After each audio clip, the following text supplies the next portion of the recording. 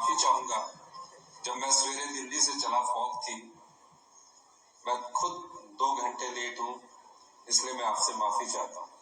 कई बच्चों ने अपना कार्यक्रम प्रस्तुत करना था, कई बच्चों के प्राइज डिस्ट्रीब्यूशन फंक्शन है, और बड़ी आशा होती है कि हम मुख्य अतिथि से अपना जो हमने मेहनत की होती है उसका प्राइज हमें मिले।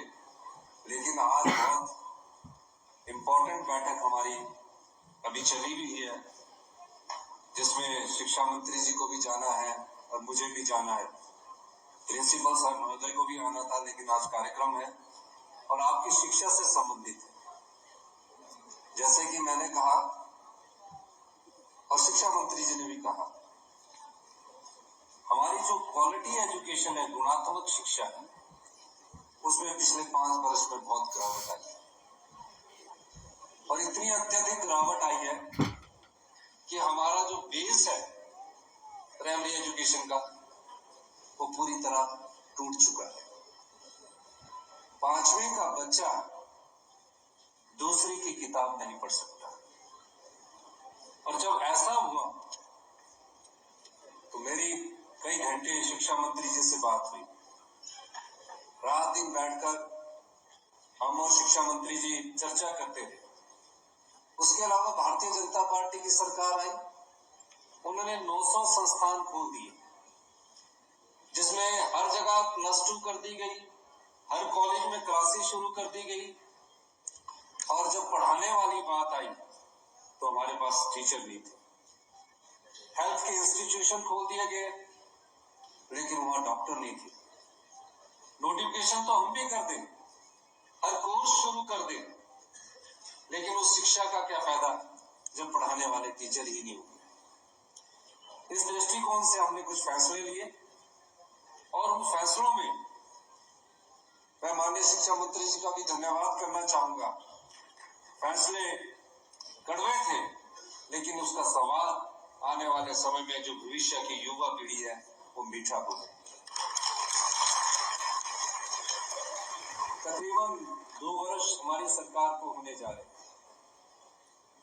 जब मैंने मुख्यमंत्री पद की शपथ ली थी तो मुझे अपने कॉलेज के दिन याद आ रहे। हम भी ऐसे ऑडिटोरियम में, यूनिवर्सिटी में बैठा करते थे, एनएसयू के बच्चे थे, हम भी अपने नेता आते थे, नारे लगाते थे, दूसरे संगठनों के भी बच्चे थे। लेकिन कभी मैंने ये नहीं सोचा था कि मैं मुख्यमंत्री की कुर्सी पर पहुंचूंगा। आप जैसे परिवार से मैं निकला हूं। मेरे परिवार में कोई राजनीतिक जीवन में, राजनीति में नहीं था।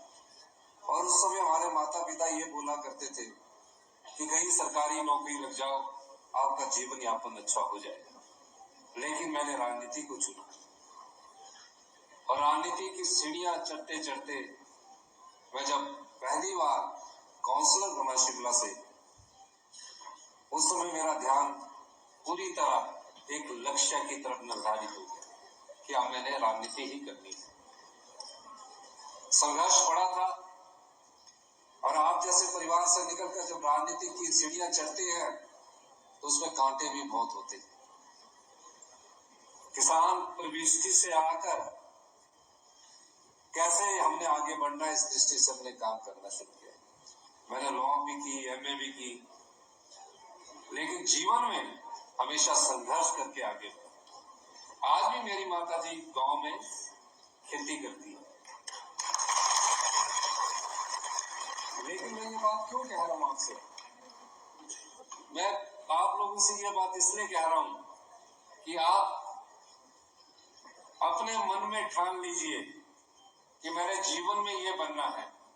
सफलता और असफलता आपके कर्म पर निर्भर करती है। अगर आप उस दिशा में बढ़े हुए तो सफलता आपके पांव चूमेगी। जब हम स्कूल में पढ़ते थे उसमें 8वीं 9वीं तक टाट हुआ करता था और जो बेंच मिलते थे वो 9th क्लास में मिलते थे और 10th क्लास में मिलते थे। ट्यूसी हुआ करती थी, कॉलेज एक था, 4000 बच्चे गवर्नमेंट कॉलेज संजौली में पढ़ा करते थे। रोडू, ठियोग, जुब्बल, चपाल, बलदेया सब जगह से बच्चे आया करते थे। हॉस्टल में रहा करते थे और जीवन में एक सपना संजोकर कि कि हम अपने जीवन को निखारेंगे। मैं आज भी देखता हूँ उस कॉलेज के बच्चे डॉक्टर बने हैं, इंजीनियर बने हैं, जहां भी मैं जाता हूँ, एचएस बने।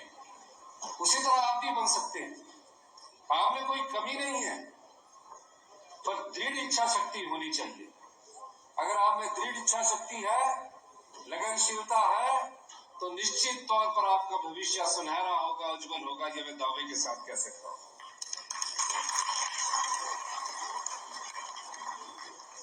आपने देखा होगा कि कई बार हम कहते हैं कि हम सत्ता सुख के लिए आए, व्यवस्था परिवर्तन करने के लिए आए हैं। इसमें कोई दो राय नहीं है कि आने वाले समय में हम और अच्छे फैसले लेंगे, जिससे युवाओं का भविष्य और आम जनता का भविष्य उज्जवल हो। 70% लोग हमारे गांव में रहते हैं, 70% के बच्चे हमारे गांव से पढ़ने आते हैं। उनको किस प्रकार की शिक्षा मिले, किस प्रकार के शिक्षा संस्थानों में टीचर्स मिले, हमारी सरकार उस दृष्टि से भी कार्य कर रही है। अभी ब्राक्टा जी ने कहा कि हॉर्टिकल्चर कॉलेज होना चाहिए, बीएड कॉलेज होना चाहिए।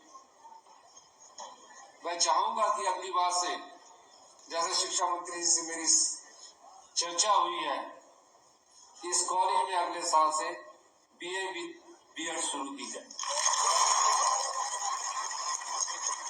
आप अभी बीए के बाद 2 साल लगाएंगे, आप बीए में ही फर्स्ट ईयर में एक सब्जेक्ट बीएड का पढ़ लेंगे, जो बच्चे शिक्षक बनना चाहते हैं। तो आप लोगों के लिए बीएड कॉलेज हम देख जा रहे हैं।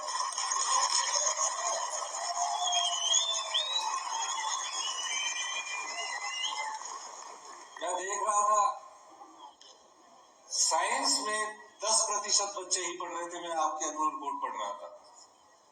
बीएससी 1 में टोटल बच्चे 42 है, और आर्ट्स में आपके बच्चे 460 के करीब है। तो अब देखना यह होगा, और जहां भी मैं जा रहा हूं वहां बेटियों की संख्या बहुत अधिक है। अब इस कॉलेज में भी मुझे बेटियां अधिक संख्या में नजर आ रही है। और जब हम गवर्नमेंट कॉलेज शिमला में पढ़ते थे, उस समय को-एड नहीं था। उस समय सभी लड़के हुआ करते थे, और हमारी स्ट्राइक पता किस लिए हुआ करती थी कि को-एड होना चाहिए, लड़कियां भी इस कॉलेज में होनी चाहिए। और जब मैं अभी 10-15 दिन पहले उस कॉलेज में गया, तो पता लगा कि वहां 70% लड़कियां हैं। उल्टा हो गया। हमारी बेटियां पढ़ रही है, अच्छा नाम कमा रही हैं, हमारे छात्र भी पढ़ रहे हैं, लड़के भी पढ़ रहे हैं, लेकिन शिक्षा के स्तर में गुणात्मक सुधार लाने के लिए हमारी सरकार अच्छे कदम उठा रही है। आने वाले समय में मेरा ये मानना है कि आप लोगों को अच्छी शिक्षा मिले, प्रोफेशनली तरीके से हमारे जो कोर्सेज है, चाहे पीजीडीसीए है, बीसीए है, एमसीए है, एमकॉम है, बीकॉम है, इन क्लासेस की शुरुआत की जाए। और जो आने वाले समय में और भी नए कोर्सेज हम शुरू करना जा रहे हैं, जो कि भविष्य की चुनौतियों का सामना करने के लिए हमारी युवा पीढ़ी को चाहिए। आर्टिफिशियल इंटेलिजेंस है, मशीन लर्निंग है, डाटा साइंस है। अभी हम पॉलिटेक्निकल में शुरू करने जा रहे हैं। आने वाले समय में हम कॉलेजेस में भी इस बारे में विचार कर रहे हैं कि आने वाले समय में अपने जो युवा साथी है, उन्हें हम भविष्य की शिक्षा दे सके। अंत में इन्हीं शब्दों के साथ, माननीय ब्राक्टा जी ने कहा कि इस कॉलेज का नाम श्री वीरभद्र सिंह जी के नाम से रख दिया जाए। इस कॉलेज का नाम श्री वीरभद्र सिंह जी से रखने की घोषणा करता हूँ।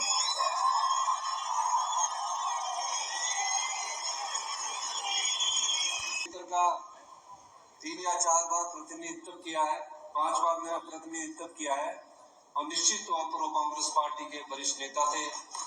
उन्होंने हिमाचल प्रदेश की सेवा की है।